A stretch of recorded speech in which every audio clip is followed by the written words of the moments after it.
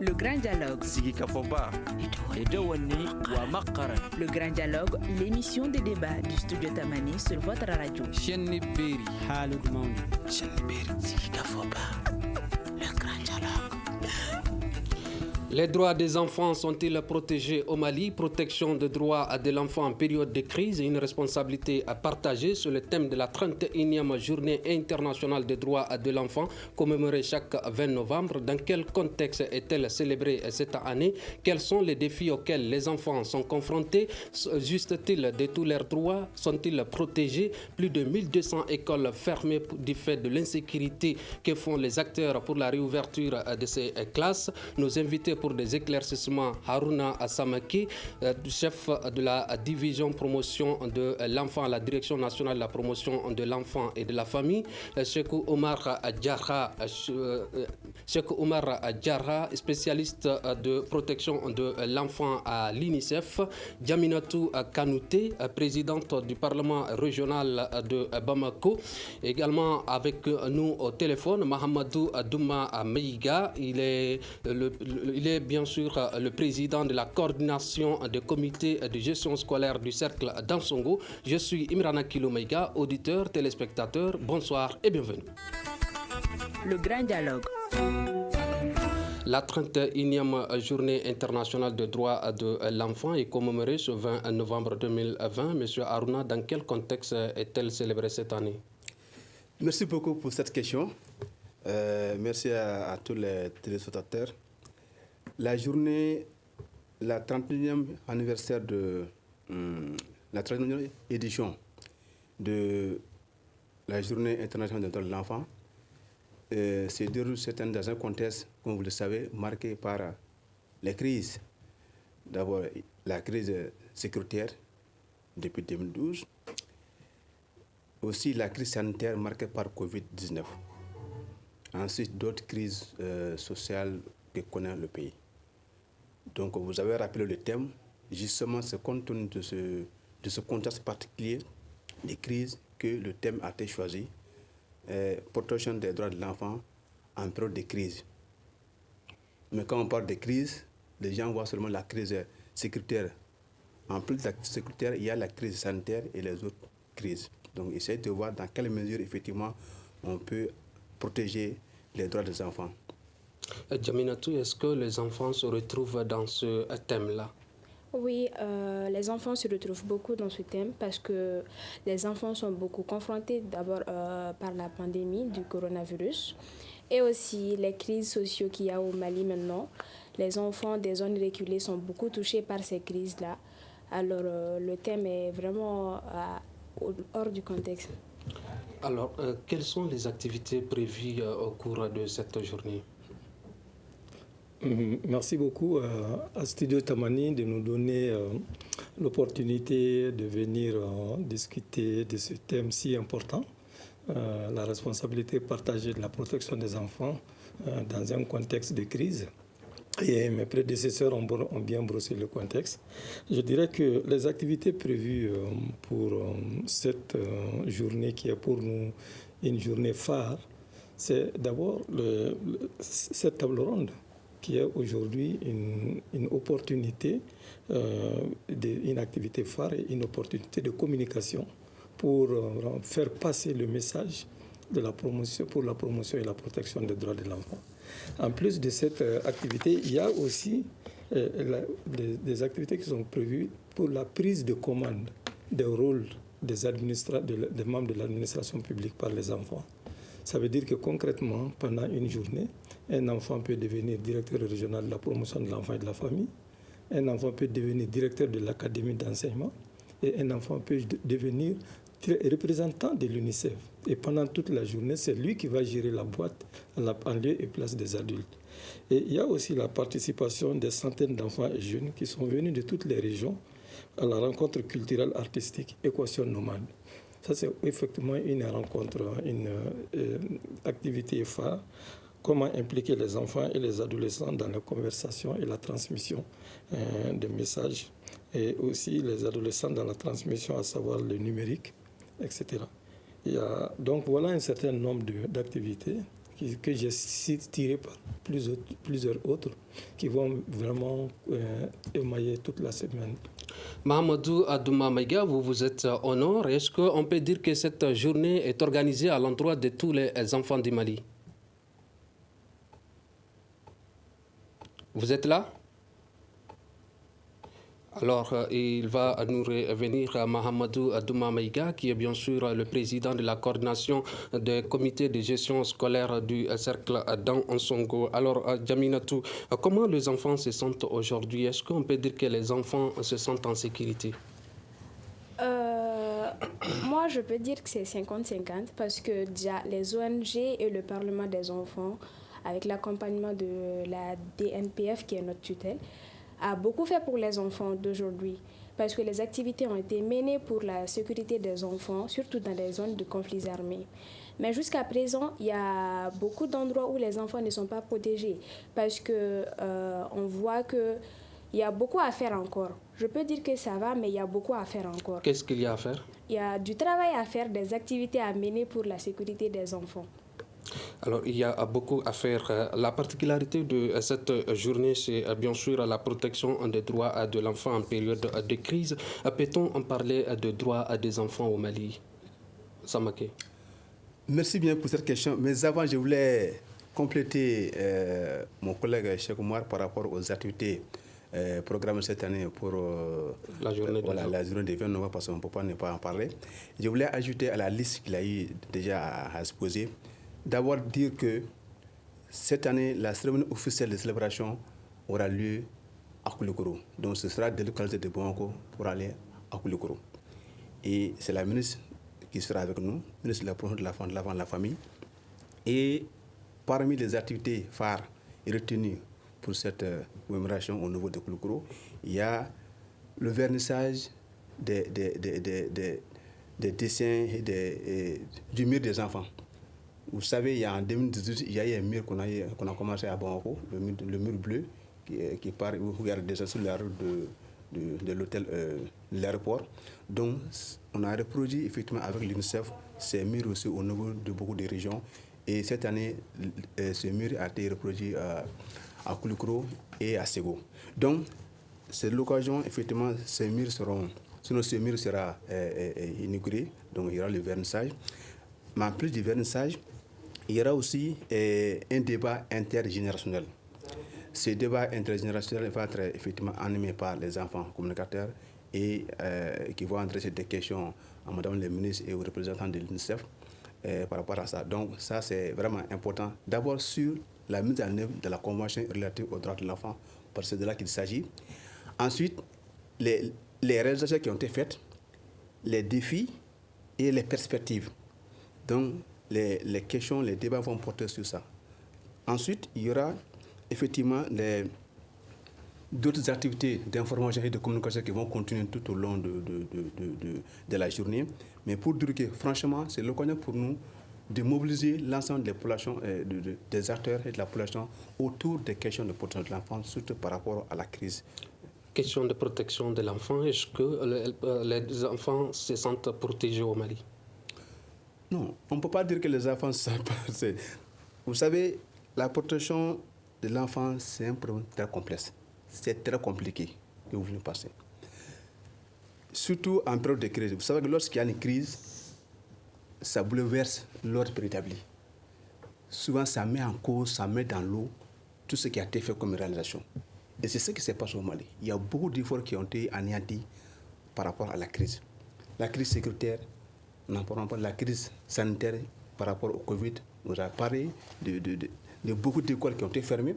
Si un des droits de l'enfant, c'est d'aller à l'école, il faudrait que cet enfant aussi soit sécurisé sur le parcours, sur le chemin de l'école, tout comme à l'école et au retour.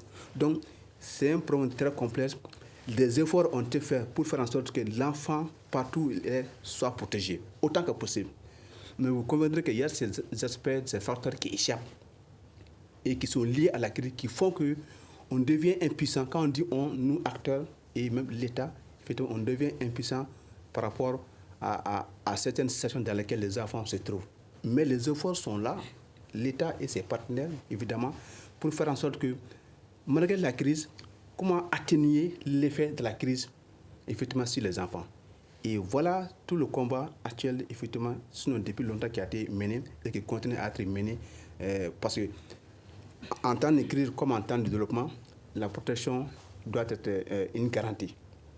La protection des droits des enfants doit être une garantie, malgré le contexte. Est-ce que vous avez l'impression de cette garantie dont il parle la protection de l'enfant, est-ce qu'elle est garantie au Mali? Oui, la protection de l'enfant, elle est garantie au Mali, mais comme je l'avais dit tantôt, il y a beaucoup à faire encore. Juste pour appuyer Tonton Koulibaly, la question sur la protection de Tonton Samaki, la protection sur de parler sur la protection de l'enfant, c'est très complexe en fait, parce que c'est différents domaines, c'est différents droits qu'on doit protéger. Et Inch'Allah, avec l'accompagnement de la DNPF, de l'UNICEF, des autres ONG, tous les enfants du Mali seront protégés. Vous êtes spécialiste de protection de l'enfant. Comment les enfants sont-ils affectés par la crise au Mali? Ok, merci beaucoup. Bon, les enfants sont affectés par la crise au Mali sous différentes formes. Il y a d'abord sur le plan psychologique. Par exemple, les questions de crise des enfants au nord sont déjà souvent victimes ou témoins de certaines situations que normalement un enfant ne devrait pas voir. Donc psychologiquement, les enfants sont affectés par la crise. Ils sont touchés psychologiquement comment? Psychologiquement, ça veut dire que quand un enfant n'a pas l'habitude de voir certaines scènes de violence, ou si l'enfant lui-même il a été exposé à la violence, comme par exemple un enfant enrôlé dans les groupes armés, qui va vraiment assister à des atrocités, ou bien qui va même être impliqué dans des atrocités, on le sort de là. Il va de soi que psychologiquement, il va traîner les séquelles de cette situation derrière lui. Mais au-delà de ça, par exemple, le fait que dans le contexte de la COVID-19 où les services sociaux de base sont fermés, les enfants se retrouvent dans une situation de privation de certains services qui leur étaient familiers et qu'on leur donnait régulièrement. Donc, au-delà de l'aspect psychologique, il y a même cet aspect physique que les enfants peuvent vivre, peuvent être exposés dans la situation. Comme par exemple aujourd'hui, il y a une exacerbation des questions de pratiques traditionnelles néfastes, comme le mariage d'enfants, là où il n'y a pas d'autorité pour empêcher ça, ou alors les questions d'excision. Donc voilà un peu un certain nombre de situations qui étaient là avant la crise, mais qui aujourd'hui, avec les deux crises, sont vraiment en train d'être exacerbées. Et ça, on peut dire que les enfants, la protection des enfants, certes, on est en train d'y travailler, mais la situation, la dégradation du contexte aujourd'hui fait qu'on a encore beaucoup de travail, beaucoup d'efforts à faire. Et quels sont ces défis-là à relever pour les enfants? Ok, les défis à relever pour les enfants, il y a d'abord un défi sur le plan législatif et réglementaire. Il y a effectivement, le Mali a signé beaucoup d'accords internationaux, régionaux, etc., mais qui n'ont pas été accompagnés de mesures d'accompagnement, des mesures de mise en œuvre. Du coup, on se retrouve avec toute une panoplie de conventions de droits, mais qui ne sont pas accompagnées. Donc, dans un premier temps, ça, c'est un défi important. L'autre défi important, je l'ai dit tantôt, le fait que les services sociaux de base qui sont là au niveau des localités et qui sont partis, il faut quand même faire revenir ces services sociaux de base pour assurer quand même, donner le minimum de cadre de protection à l'enfant. Samake l'a dit tantôt dans son intervention, la crise a aussi déstructuré les familles, on peut dire, vraiment à désorganiser les familles. Et aujourd'hui, toutes ces questions d'éducation, ces questions de protection des enfants dans certains contextes particulièrement difficiles, les parents ne sont pas là. Or, les parents, la famille est le premier cercle de protection de l'enfant. Donc, il y a vraiment énormément de défis. Et l'autre défi aujourd'hui, c'est qu'est-ce que les enfants eux-mêmes peuvent faire. Aujourd'hui, ils ont de moins en moins l'opportunité, en tout cas, de prendre en main leur propre destin. Vous avez le moyen de prendre votre propre destin en main. Qu'est-ce que les enfants sont en train de faire pour leur propre protection? Alors, merci d'abord pour la question. Les enfants sont en train de faire énormément de choses pour la protection sur la question de leur protection. Il y a d'abord le Parlement des enfants du Mali, qui est la voix des sans-voix, qui est en train d'organiser beaucoup d'activités pour la protection de l'enfance. Et comme l'a dit tonton, il y a même le Chill Takeover qui est en train de s'organiser. Les enfants vont prendre le pouvoir, prendre des décisions, parce que les enfants sont capables de beaucoup de choses. Et il y a énormément beaucoup de choses qu'on prépare. On a la conférence de presse qu'on est en train de préparer pour la réouverture des 10 000 écoles, parce qu'il y a plusieurs écoles qui sont fermées et l'éducation des enfants compte énormément. Donc il y a énormément qu'on doit faire encore. Lesquels de vos droits sont protégés au Mali? Alors on peut dire que il y a des droits qui sont protégés, mais on ne peut pas citer entre autres. Mais la participation des enfants, l'opinion de l'enfant, l'intérêt supérieur de l'enfant, comme le dit la CEDE, est protégé ici au Mali, on peut dire. On peut prendre exemple sur l'équation nomade. Il y a plus de 100 enfants, 150 jeunes qui participent à l'équation nomade. Les enfants participent à la prise de leurs décisions. Notamment, on fait les audiences avec les ministres pour ça. On prend les décisions ensemble concernant les enfants. Monsieur Diarra parlait tout de suite des enfants qui subissent le séquel de la sécurité au nord du pays et dans les zones d'insécurité. Est-ce que les enfants qui sont dans les zones d'insécurité bénéficient-ils du même droit que ceux qui sont dans les zones sécurisées? Monsieur. Bon, je voulais encore rajouter par rapport, quand vous parlez de la question, dire que est-ce que les droits des enfants sont garantis au Mali? Les droits des enfants sont garantis au Mali parce que l'élément de base sur lequel on se base, c'est l'élément, c'est les tests qui sont là, qui garantissent, à commencer par la Constitution du Mali, qui garantissent effectivement la liberté et la protection des droits de tout un chacun. Maintenant, des façons spécifiques, vous savez que nous, en tant que structure en charge des questions de l'enfance, il y a une politique en la matière. Politique nationale de promotion et de protection de l'enfant, tout comme politique nationale de promotion de la famille, parce que l'enfant et la famille, vraiment, c'est tellement, le lien est tellement étroit que franchement, c'est difficile pour nous de les dissocier. Mais en plus de ça, puisqu'on parle de crise, on est dans un contexte de crise, on a vu qu'il y a eu des tests spécifiques qui ont été pris par rapport à la protection des enfants en situation de crise. Il a fait allusion un mois aux enfants associés aux forces, aux groupes armés. Il y a une circulaire depuis février 2013, lorsque les premiers enfants associés aux forces de groupe venaient à être retirés, effectivement, il y a des tests là, la circulaire interministérielle relative à la prévention, à la protection et au retour en famille des enfants sur des groupes armés. Ensuite, il y a un protocole entre le système des Nations Unies du Mali et le gouvernement du Mali par rapport au transfert des enfants sortis des groupes armés. Donc, vous voyez déjà, ça, c'est des tests spécifiques qui protègent les enfants, surtout ceux associés aux forces de groupes armés. Maintenant, et votre question par rapport aux défis, on a parlé des défis. Les défis, on l'a dit, un des défis majeurs pour nous, d'abord, c'est la mise en œuvre, c'est l'application des tests, c'est-à-dire des conventions qui ont été ratifiées par le Mali. Vous savez, il y a un problème sérieux d'harmonisation des tests que le Mali a eu à adopter avec les tests nationaux. Donc, un des défis, c'est comment arriver effectivement à harmoniser les tests nationaux avec les conventions internationales que le Mali a eu à ratifier et faire en sorte que, franchement, la mise en œuvre des droits des enfants puisse être beaucoup plus soutenue, non seulement par l'allocation des ressources, vraiment, on va dire que les ressources ne sont jamais suffisantes, mais vraiment des ressources conséquentes par rapport, effectivement, pour la prise en charge de ces questions de protection de l'enfant, mais aussi faire en sorte que, vraiment, toute la coordination des différentes interventions, c'est-à-dire de l'ensemble des interventions. Vous savez que c'est un domaine transversal et il y a beaucoup d'intervenants. Nous, en tant que structure, quand je dis nous, le ministère, à travers la Direction nationale de l'enfant et de la famille, il y a effectivement ce problème de coordination des interventions des uns et des autres dans le domaine.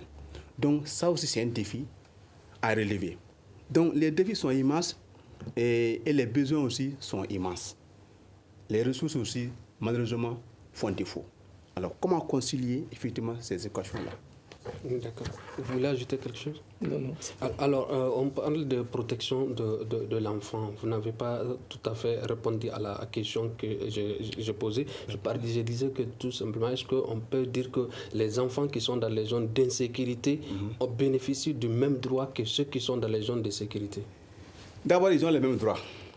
Maintenant, ça c'est un principe qui est arrêté. Tous les enfants ont le même droit, quelles qu'en soient les zones de résidence et de la situation. Maintenant, la jouissance des droits, selon qu'on soit dans une zone, effectivement, ça peut varier. Parce qu'il faut qu'il y ait un certain nombre de facteurs, effectivement, qui puissent permettre aux acteurs, effectivement, d'offrir des services de protection des enfants, pour que les enfants puissent bénéficier de cette... Il a parlé de l'accès des ressources de base. Dans une zone où il est pratiquement impossible d'accéder, d'aller se soigner, d'aller à l'école, d'aller se faire enregistrer à la naissance. Donc, vous voyez déjà, ces enfants auront du mal à jouir de ces services-là. Mais cela ne pas parce que l'État n'a pas la volonté, non. Ou bien les partenaires n'ont pas la volonté, non. C'est parce que le contexte est tel qu'il est difficile. S'il faut aller rendre service et perdre la vie, moi je pense que quelque part c'est une question difficile à résoudre. Donc, pour dire que, de façon, par principe, tous les enfants ont les mêmes droits, mais la jouissance des droits, effectivement, est liée aussi à des facteurs souvent qui dépassent, effectivement, que nous ne maîtrisons pas, que l'État ne maîtrise pas, ou bien que les partenaires ne maîtrisent pas. Donc, il faut l'union, ou bien il faut qu'il y ait un certain nombre de facteurs favorables, effectivement, à la gestion de ces droits ou bien à l'exercice de ces droits.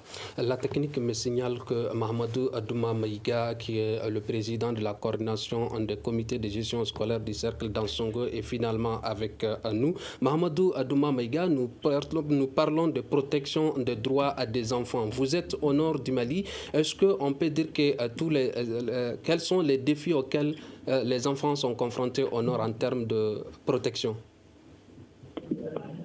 Bon, le défi auquel les enfants sont confrontés en ces termes, c'est surtout le défi sécuritaire, avec son corollaire du fait que les enfants n'iront plus à l'école. En dehors des centres urbains, les enfants n'ont plus le droit à la scolarisation. Parce que depuis un certain temps, toutes les classes sont fermées à cause de la situation sécuritaire. Donc, seuls les centres urbains et quelques petits villages à côté des centres urbains seulement sont ouverts aux enfants.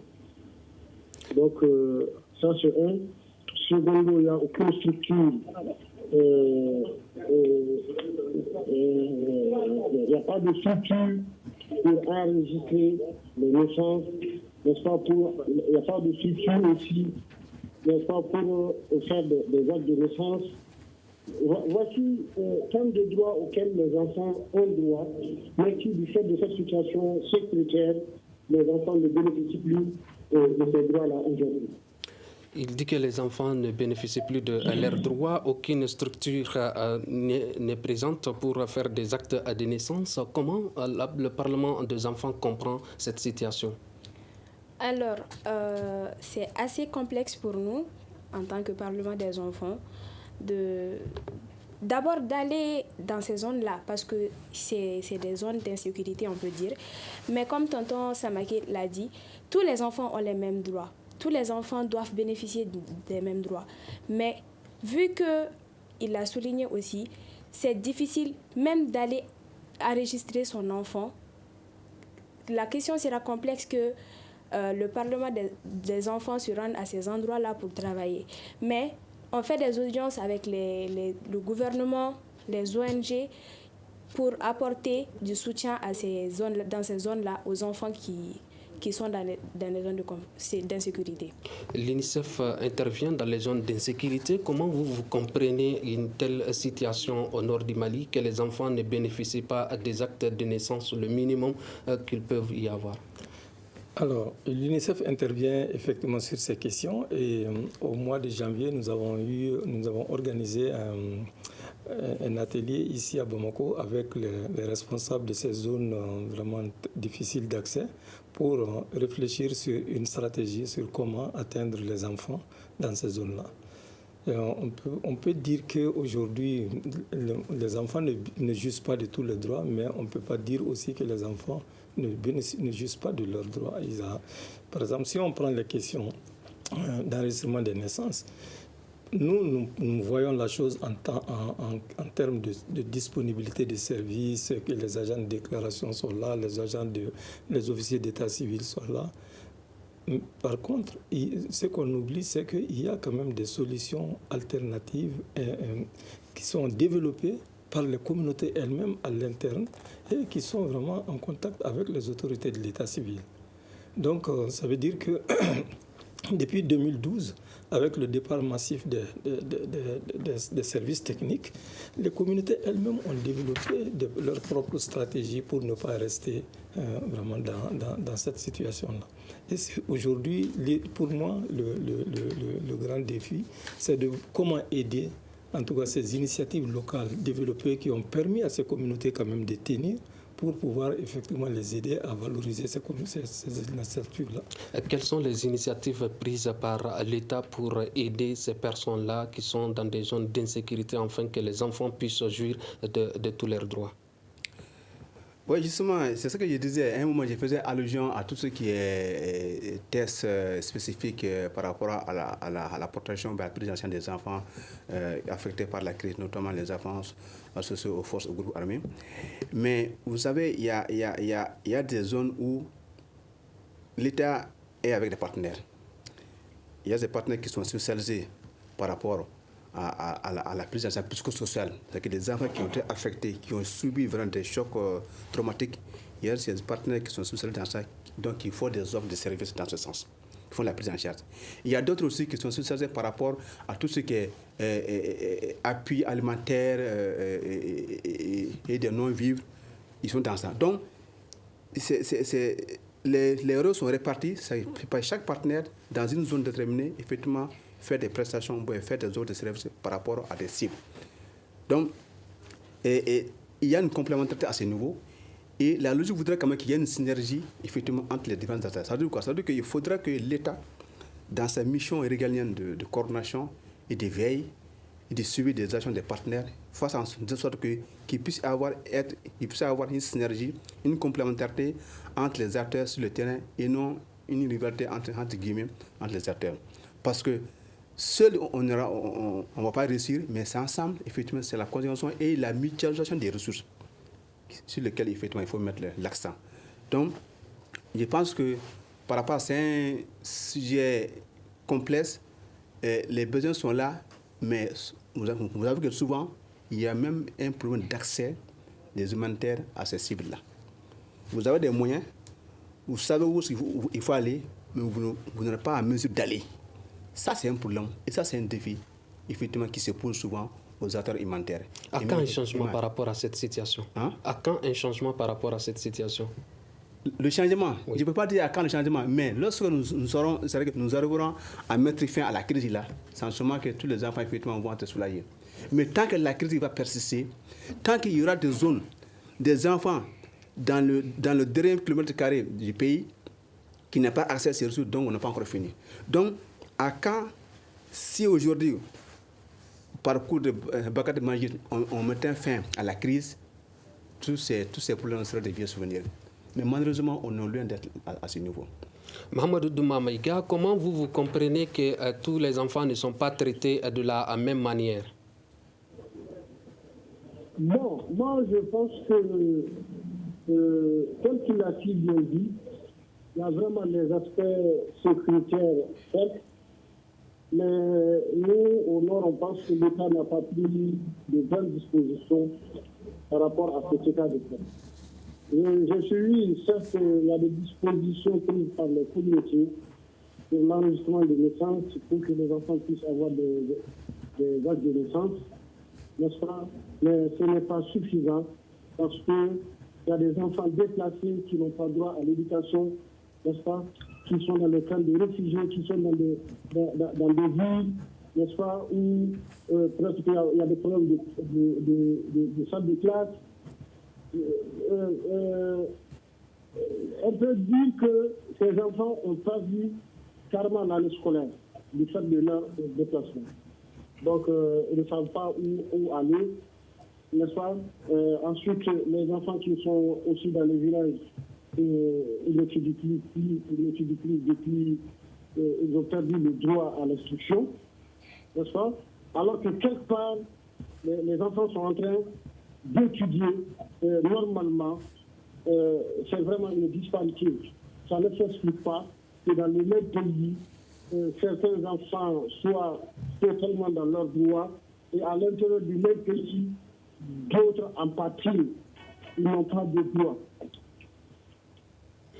Il dit que l'État n'a pas pris des vraies dispositions pour permettre aux enfants de jouir de tous leurs droits, de leurs droits à l'éducation, de leurs droits à la protection.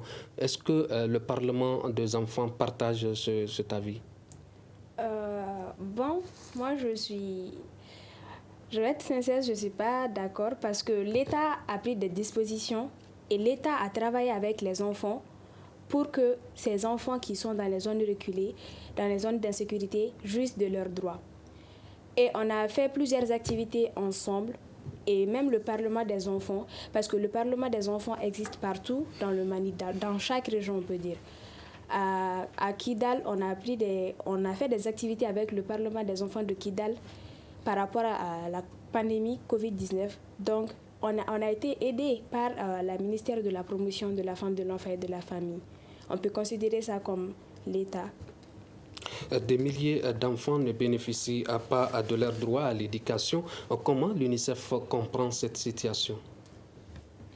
Bon, l'UNICEF comprend cette situation comme, encore une fois, une privation des enfants de leurs droits, un de leurs droits les plus fondamentaux. C'est une situation qui n'est pas reluisante déjà, surtout que vraiment l'éducation des enfants fait partie du mandat de l'UNICEF.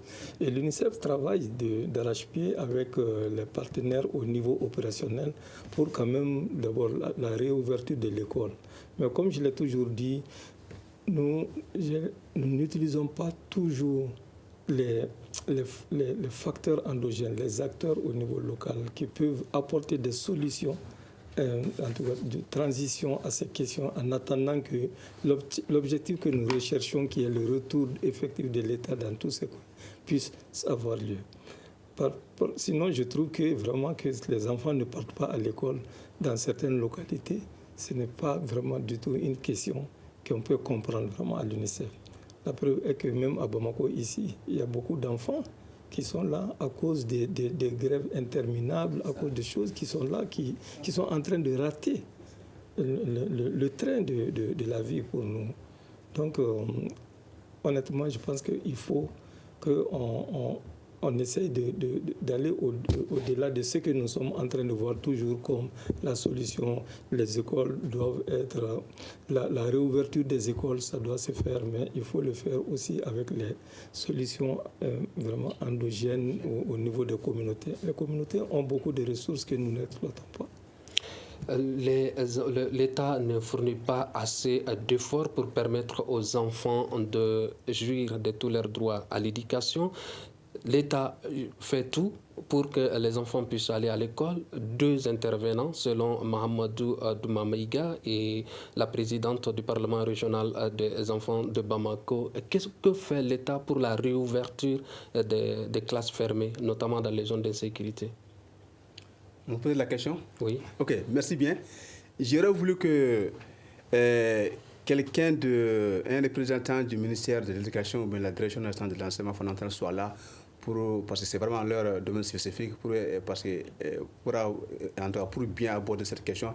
Mais je sais quand même qu'à mon niveau, à notre niveau, parce que la protection étant transversale, effectivement, on voit que le ministère de l'Éducation, par rapport à la sécurisation des écoles, en période de conflit, contre les attaques, je pense que le ministère, le Mali, a endossé effectivement la déclaration sur la sécurité des écoles pendant la période de crise. Alors, je sais que ça accompagné, cette déclaration, l'endossement est accompagné d'un certain nombre d'actions en tout cas pour l'opérationnaliser.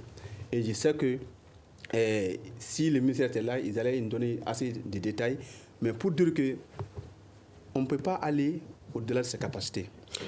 Dans des zones d'insécurité, des enfants sont exposés à des restes d'explosifs. Quel est leur état de santé aujourd'hui? Bon, moi, je ne peux pas vous dire tout de suite quel est l'état spécifique par enfant. Mais ce que je peux dire, c'est que il y a des partenaires effectivement qui ont des programmes spécifiques par rapport à la protection des enfants contre les restes explosifs de guerre ou bien contre les agents explosifs improvisés. Et il sait que la Direction nationale de l'enfant et de la famille, nous avons effectivement en partenariat avec l'UNICEF développé des supports de communication et d'éducation par rapport aux risques liés à ces agents justement.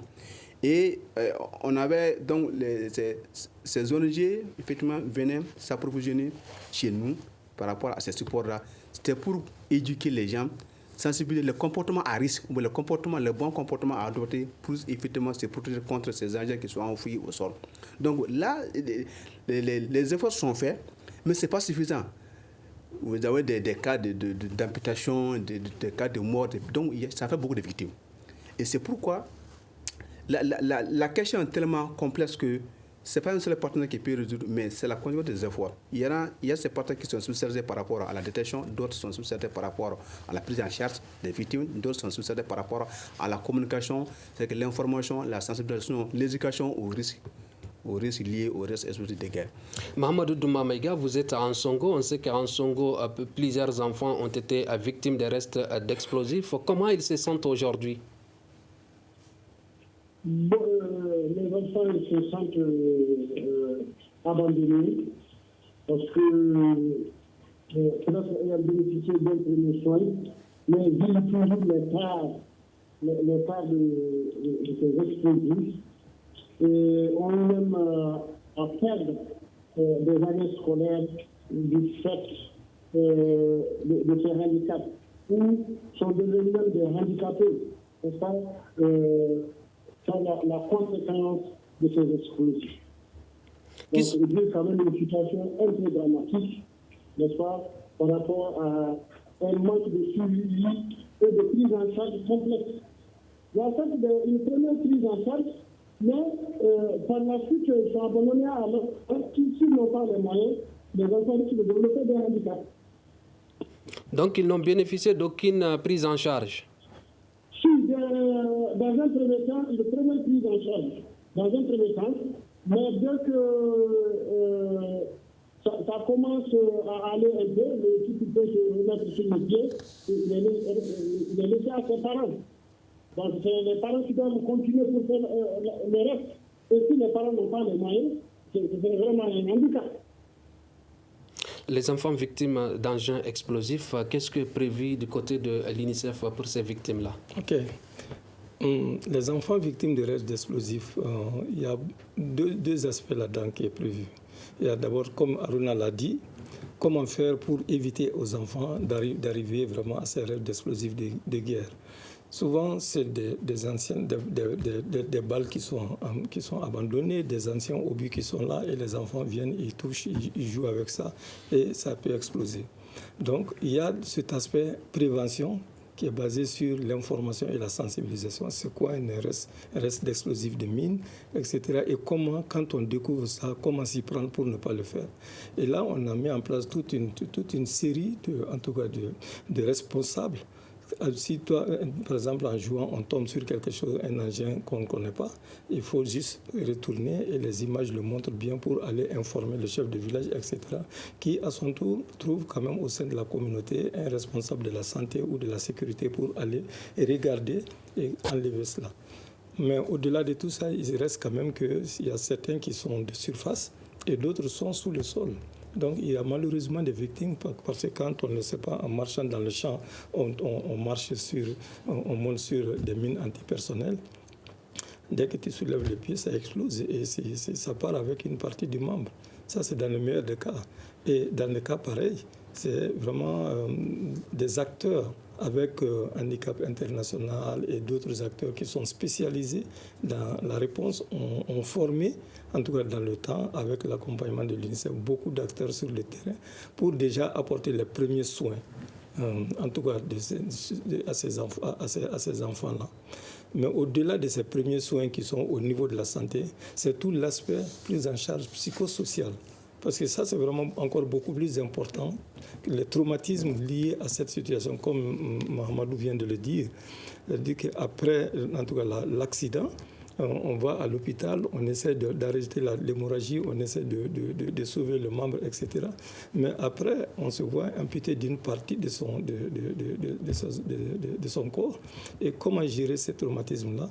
C'est là où l'UNICEF intervient beaucoup avec des acteurs qui vont vraiment accompagner l'enfant dans la prise en charge psychosociale pour qu'il puisse remonter son handicap. Comment le Parlement des enfants comprend-il qu'une telle situation arrive à des enfants qui sont victimes des restes d'explosifs et qui ne sont pas assistés? Nous, on comprend ça. C'est vraiment grave.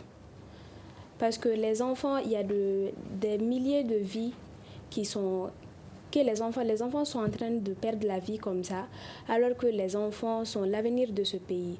On représente beaucoup dans ce pays. Et je pense que ce soit le gouvernement, que ce soit les ONG, que ce soit la DNPF, ils doivent prendre des dispositions pour que cela cesse. Il y a les enfants, ils veulent aller à l'école, ils veulent pas être victimes de ça.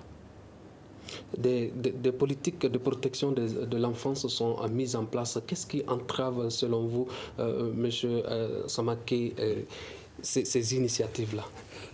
Merci bien. Vous savez, il y a beaucoup de facteurs qui concourent, qui constituent des blocages par rapport à la mise en œuvre effective de ces documents de politique, de l'implantation. Comme je dis, la sécurité, c'est un élément où dépendent beaucoup d'autres éléments.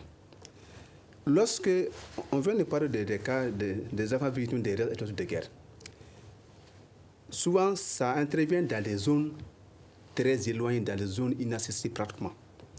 Alors, ces cas, même si on venait à les référer dans une structure de santé, vous allez voir que le plateau technique, soit la structure de santé ne fonctionne pas, ou bien le plateau technique n'est pas approprié effectivement pour offrir, pour la prise en charge spécifique de ces cas-là. Donc pour dire que c'est la sécurité, c'est elle qui détermine beaucoup d'autres. C'est elle qui permet, si vous avez une zone sécurisée, si vous êtes dans une zone sécurisée, vous avez la chance d'accéder à beaucoup de services. Mais lorsque la sécurité n'est pas là, franchement, ça met en cause, ça bloque toutes les autres actions d'offre de services. Moi déjà, peut-être que cet enfant qui n'a pas bénéficié, c'est vrai, il y a aussi d'autres aspects liés peut-être au système de prise en charge. Quand je prends l'exemple par rapport aux enfants associés aux forces de gouvernement, il y a tout un système qui est là. Lorsque l'enfant est remis, il y a une prise en charge qui se déclenche. Et après, jusqu'à la rééducation de l'enfant à sa famille. Donc moi, je pense qu'on peut encore mieux faire par rapport à la prise en charge de ces enfants victimes des restes explosifs de guerre. Mais comme on l'a dit, il faudrait bien que ces zones ces enfants soient accessibles et que des services existent, des services de prise en charge existent dans ces zones-là. On peut encore mieux faire selon le chef de la promotion de l'enfant, Mahamadou Douma Maïga. Comment faire pour améliorer ces initiatives de protection des droits de l'enfant selon vous? Les initiatives de protection des droits des enfants, ça peut être amélioré à travers les activités d'information et de sensibilisation. Ça peut être amélioré par la prise en charge totale, pas une prise en charge partielle, n'est-ce pas, des enfants victimes d'explosifs. C'est-à-dire en ce sens que, de tout temps, c'est seulement les premiers soins qui sont assurés et le reste c'est à la charge des parents. Parce que souvent même, il manque des infrastructures adéquates ou du personnel spécialisé pour faire face à certains cas de handicap. Et les enfants ont besoin d'être dans des centres ou dans des structures extérieures bien développées à Bamako, mais même les déplacements de ces enfants, ça pose problème. Merci Mahamadou Doumamaïga. On me signale qu'on n'a plus le temps. C'est ce qui met fin à ce grand dialogue. Nos invités étaient bien sûr Haruna Samake, chef division de la promotion à la Direction nationale de la promotion de l'enfant et de la famille, Cheikh Omar Diarra, spécialiste de protection de l'enfant à l'UNICEF. Bien sûr, elle était avec nous, Djaminatou Kanouté, présidente du Parlement régional des enfants de Bamako, et Mahamadou Douma Maïga, président de la coordination des comités de gestion scolaire du cercle d'Ansongo. Je suis Imran Akilo Maïga, à la régie vidéo Mamadou Ouattara, à la régie vidéo Nouhoun Giré, et à la régie d'antenne, bien sûr, c'est Mamadou Ouattara. À demain pour un autre débat. Le grand dialogue.